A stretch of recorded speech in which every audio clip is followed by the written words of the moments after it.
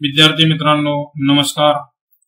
रयत शिक्षण संस्था सातारा आयोजित कर्मवीर विद्या प्रबोधिनी मार्फत घेतली जाणारी कर्मवीर जीवन परिचय परीक्षा सन 2022-23 रोजी झालेला इयत्ता 5वी या वर्गाचा पेपर आणि त्याची अचूक उत्तरे आजच्या व्हिडिओच्या माध्यमातून आपण घेऊन आलेलो आहोत। व्हिडिओला सुरुवात करण्यापूर्वी तुम्ही चॅनलवरती जर नवीन असाल तर चॅनलला सबस्क्राइब करा, समोरच्या बेल आयकॉनचं बटन प्रेस करा। चला तर व्हिडिओला सुरुवात करूया। प्रश्न पहिला पहा, कर्मवीर भाऊराव पाटील यांचा जन्म कोणत्या गावी झाला? त्याचं उत्तर आहे कर्मवीर भाऊराव पाटील यांचा जन्म कुंभोज या ठिकाणी झाला। पर्याय क्रमांक 2 कुंभोज। पुढील प्रश्न पाहूया, रयत शिक्षण संस्थेची स्थापना कोणी केली? त्याचं अचूक उत्तर आहे पर्याय क्रमांक 1 कर्मवीर भाऊराव पाटील यांनी रयत शिक्षण संस्थेची स्थापना केली। पुढील प्रश्न पहा, कर्मवीर भाऊराव पाटील यांच्या आईचे नाव काय? कर्मवीर भाऊराव पाटील यांच्या आईचे नाव गंगूबाई असे होते। पर्याय क्रमांक 1 गंगूबाई। चौथा प्रश्न पाहूया पुढील, कर्मवीर भाऊराव पाटील यांनी श्री छत्रपती शाहू बोर्डिंग हाऊसची स्थापना कुठे केली? छत्रपती शाहू बोर्डिंग हाऊसची स्थापना पर्याय क्रमांक 2 सातारा या ठिकाणी केली। पुढील प्रश्न पाहूया, प्रश्न क्रमांक 5 पहा, सौ लक्ष्मीबाई भाऊराव पाटील यांचे माहेरचे आडनाव काय होते?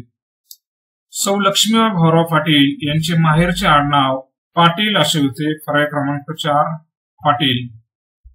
प्रश्न क्रमांक 6, कर्मवीर अण्णांनी खालीलपैकी कोणता मंत्र दिला? तर कर्मवीर अण्णांनी कमवा आणि शिका असा मंत्र दिला। पुढील प्रश्न पहा 7वा, स्वावलंबी शिक्षण हेच आमचे ब्रीद हे कोणत्या शिक्षण संस्थेचे ब्रीदवाक्य आहे? स्वावलंबी शिक्षण हेच आमचे ब्रीद हे रयत शिक्षण संस्था सातारा यांचे ब्रीदवाक्य आहे। पुढील प्रश्न पहा 8 क्रमांकाचा, कर्मवीर भाऊराव पाटील यांचे मूळ आडनाव काय होते? कर्मवीर भाऊराव पाटील यांचे मूळ आडनाव देसाई असे होते। पर्याय क्रमांक 2।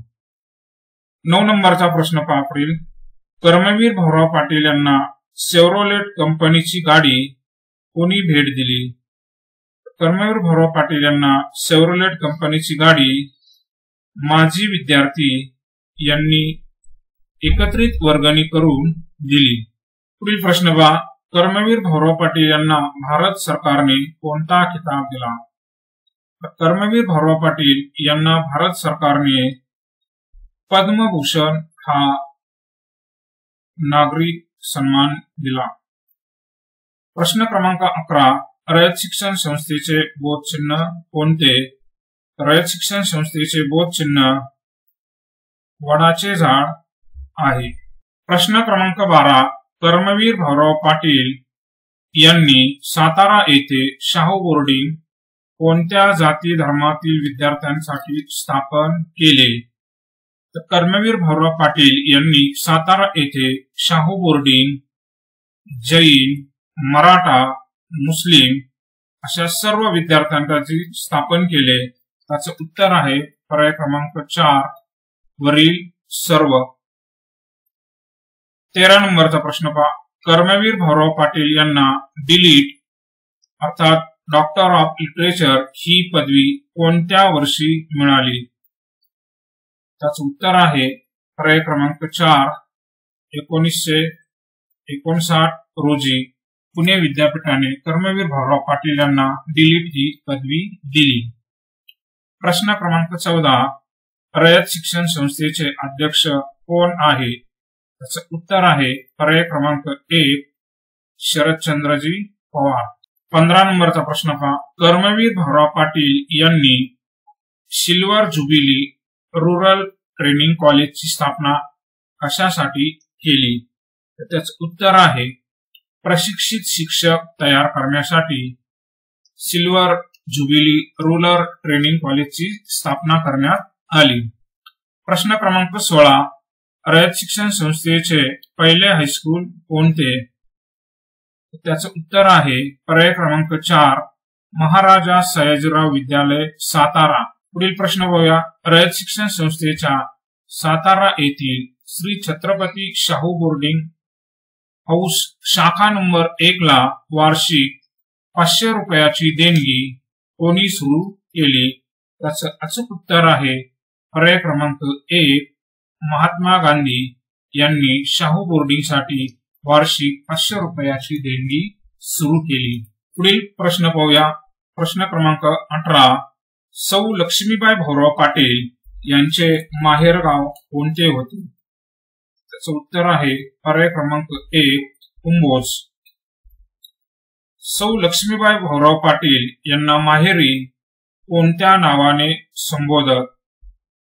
सौ लक्ष्मीबाई भाऊराव पाटील यांना माहेरी आदाक्का या नावाने संबोधत।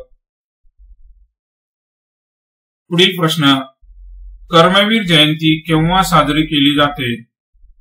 त्याचं उत्तर आहे पर्याय क्रमांक 4 22 सप्टेंबर रोजी कर्मवीर जयंती साजरी केली जाते। प्रश्न क्रमांक 21 रयत शिक्षण संस्थेचे ग्रामीण भागातील पहिले महाविद्यालय कोणत्या वर्षी सुरू झाले? त्याचं उत्तर आहे 1947 रोजी रयत शिक्षण संस्थेचे ग्रामीण भागातील पहिले महाविद्यालय सुरू झाले। प्रश्न क्रमांक 22 कर्मवीर भाऊराव पाटील यांना डीलिट पदवी बहाल करणारे विद्यापीठ कोणते? कर्मवीर भाऊराव पाटील यांना डीलिट पदवी पुणे विद्यापीठाने बहाल केली आहे। पर्याय क्रमांक 4 पुणे। कर्मवीर भाऊराव पाटील यांना पाटील मास्तर ही ओळख कशामुळे मिळाली? कर्मवीर भाऊराव पाटील यांना पाटील मास्तर ही ओळख खाजगी शिकवणी सुरू केल्यामुळे मिळाली। तू स्वावलंबी हो हे पत्र कर्मवीर अण्णांनी कोणाला लिहिले होते? तू स्वावलंबी हो हे पत्र कर्मवीर अण्णांनी आपला मुलगा म्हणजेच आप्पासाहेब पाटील यांना उद्देशून लिहिले होते। शेवटचा प्रश्न पाहूया। प्रश्न क्रमांक 25 कर्मवीर भाऊराव पाटील यांचे निधन कोठे झाले? त्याचं उत्तर आहे कर्मवीर भाऊराव पाटील यांचे निधन ससून हॉस्पिटल पुणे या ठिकाणी झाले। धन्यवाद।